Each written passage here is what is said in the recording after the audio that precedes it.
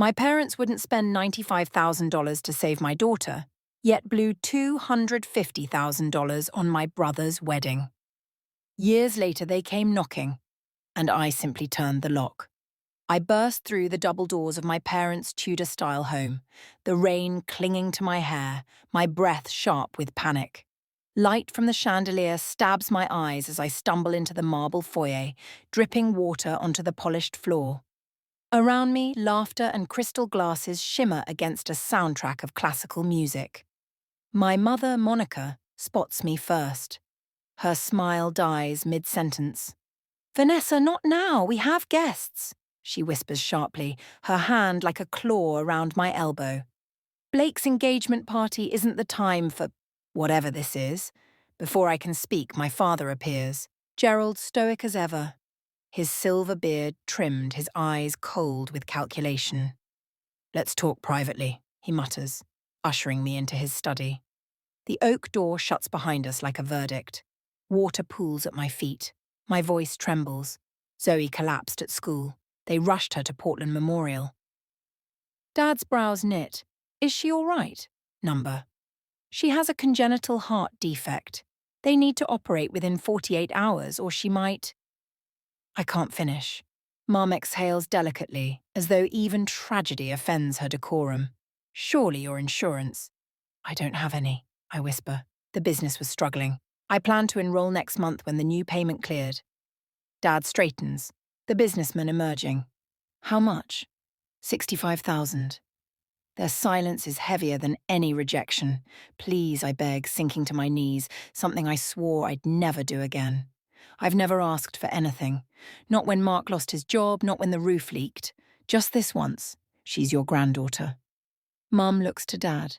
That silent marital telegraph I've watched all my life. "We simply can't, Vanessa," she says finally. "Blake's wedding is in 3 months. We've already committed the funds." Blake's voice cuts in from the doorway, smooth with champagne and smugness. "Always trying to steal my spotlight, sis." Dad's tone hardens. "We've already put down 250,000 on the venue, catering and honeymoon. Non-refundable." My mind flashes to Zoe, tiny, pale, her breath fogging an oxygen mask, clutching a crayon drawing of our family. The doctor's voice echoes, "We need confirmation by tomorrow. You're choosing a party over a life?" I whisper. Mum adjusts her bracelet, the heirloom she once promised me. "Actions have consequences, Vanessa." Blake smirks. "Maybe plan better next time." I stare at them, these strangers who share my DNA, and something hardens inside me. I unclasp the sapphire bracelet from her wrist and press it back into her palm. I'll find another way. As I walk through the murmuring crowd, I hear them. Poor Gerald and Monica, such a troubled daughter. Outside, rain cools the burn in my eyes. My phone buzzes. A text from Mark. "Any luck?" I look back at the glowing windows, at the life that never included me. "No," I type, "but we'll save her anyway." At midnight, I plead with the loan officer. "Please, my daughter's life depends on this. I'm sorry, Mrs. Winters. No collateral, no loan." The click of disconnection feels like a door slamming in my chest. I stare at Zoe's drawings on the fridge, stick figures under a crooked sun, a red heart labelled, "I heart Mummy." Mark appears, eyes hollow. He lays a check on the table. 8,000. I sold the Mustang. My heart twists. "Mark, that was your dad's car." He shrugs, voice quiet. "I love Zoe more." I add it to our pile. Savings, 401k withdrawal, the Mustang money, still 23,000 short. Then at dawn the doorbell rings. Tom and Denise, Mark's parents, stand on our porch, faces lined but resolute. Inside, they sit stiffly on our couch. Denise's hands shake as she opens her purse. "We sold the cabin," Tom says gruffly. My breath catches. "Your retirement cabin?" He nods. "Family comes first." She sets an envelope on the coffee table. 38,000, use it. I can't speak. Mark kneels beside her. "We can't." "You can," Denise insists. "That's what family does." The waiting room reeks of disinfectant and burnt coffee. I clutch Zoe's stuffed rabbit as hours pass. 10, 12, 14. Tom and Denise wait beside us, silent sentinels. When Dr. Levine finally appears, exhaustion softening his face, his words break me open. She's going to make it. A week later, my phone pings. Mom wants to know if Zoe survived, Blake texts. You're causing drama at dinner. Then Dad's voicemail. Your behaviour reflects poorly on the family. I delete them all. The mail brings Blake's wedding invitation. My name alone, no mention of Mark or Zoe. I stare at the embossed letters until my tears blur them. At the hospital, Tom teaches Zoe to cast an imaginary fishing line. Denise brings stew. Mark folds laundry. Around my daughter grows a fortress of love. And in that moment, I know. Blood doesn't make family. Love does. 4 months later, Zoe's scar has faded to a faint pink line. Bills pile higher than hope, but she laughs again. I work late into the night designing for the Westbrook Hotel's pitch, a $1.8 million contract that could change everything. Denise presses a mug of coffee into my hands at dawn. You'll do fine, she says. You're like a tree that grew sideways after the storm, but stronger. At Westbrook's glass-walled conference room, I stand alone before 5 executives. Hotels aren't just places to sleep, I begin, voice shaking. They hold people's biggest moments, honeymoons, goodbyes, recoveries. I show them my designs, spaces meant for people, not perfection. They look unimpressed. So I play my final card. Photos of Tom and Denise's cabin.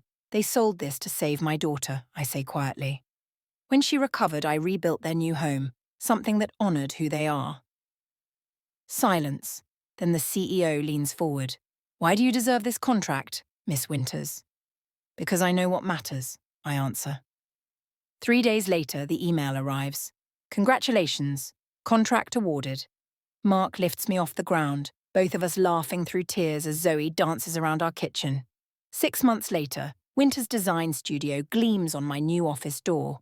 My phone buzzes, a text from Blake. Mum and Dad want to reach out. Delete.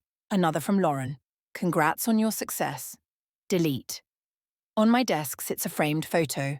Tom and Denise on the porch of their rebuilt cabin, Zoe between them, all sunlight and smiles. 3 years later, I wake to my own face on the cover of Entrepreneur magazine. The headline, Rising from the Ashes, How Tragedy Sparked a Design Revolution. Mark kisses my shoulder. It's real, he murmurs. I read the pull quote. My parents let my daughter suffer for a party.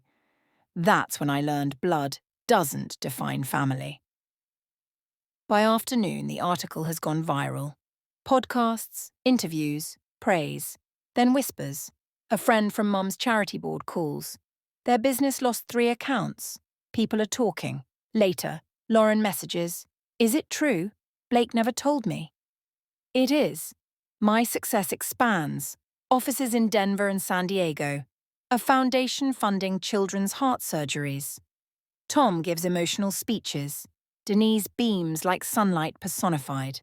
When a journalist asks why our company pays for full employee healthcare, I simply say some costs are investments. Our new home sits on 3 acres, built with joy instead of guilt.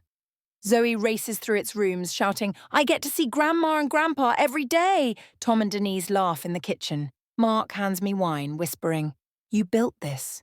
No, I say, watching our daughter chase the sunset. We did. Then Lauren shows up at my office one morning, eyes tired but clear. I filed for divorce, she says. Your story made me see who Blake really was. It gave me courage. Weeks later, I hear that Palmer Furnishings, Dad's empire, has filed for bankruptcy. A realtor friend sends me a photo of their mansion. Empty, blinds drawn, foreclosure. The first voicemail arrives in October. Mum's voice trembles. We need to talk. Then Dad's, Please, Vanessa. We're losing everything. I listen once, delete, move on. Until one night, his last message. Vanessa, please, we have nowhere else to turn.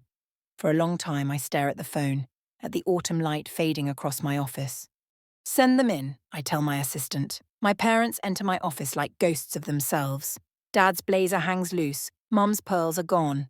Thank you for seeing us, he begins. The bank's foreclosing. We need help. Mum forces a smile. We always knew you'd be successful. I study them. 2 people who once embodied power, now brittle and hollow. 3 years, 2 months, 14 days, I say softly. Dad frowns. What?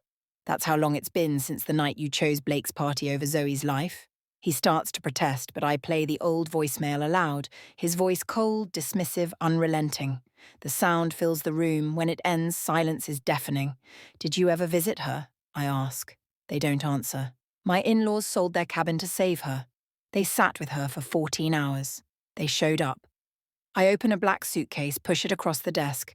Here's $100,000, enough to start over. Mum gasps.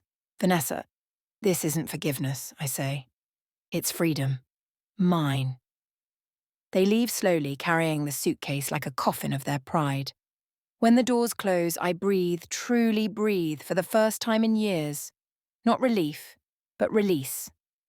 Summer light spills across our backyard. Tom flips burgers with Zoe, her laughter ringing like chimes. Denise arranges plates beside Mark. Mom! Grandpa says I'm the best burger flipper in 3 states. Only 3, I tease. At least 5. Later, Zoe tugs at my sleeve, handing me a crayon drawing. 5 figures beneath a yellow sun. Me, Mark, Zoe, Tom, and Denise. It's beautiful, I whisper.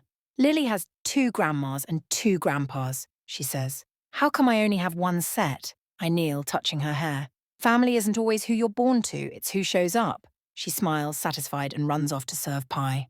I open an envelope. Lauren's handwriting. A thank you card for the foundation grant funding her therapy clinic.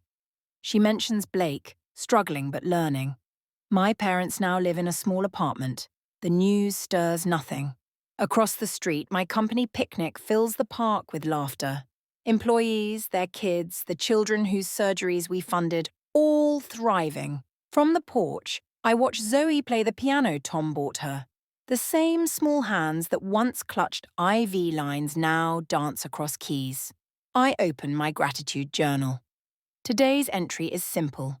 I have everything that matters. The sun sinks, painting the sky gold, not the cold shine of wealth, but the warmth of enough. I once thought revenge would heal me, that seeing them fall would fill the void, but real peace isn't their ruin. It's this, our laughter, our love, our life rebuilt from ashes. Because family isn't who owes you, it's who shows up.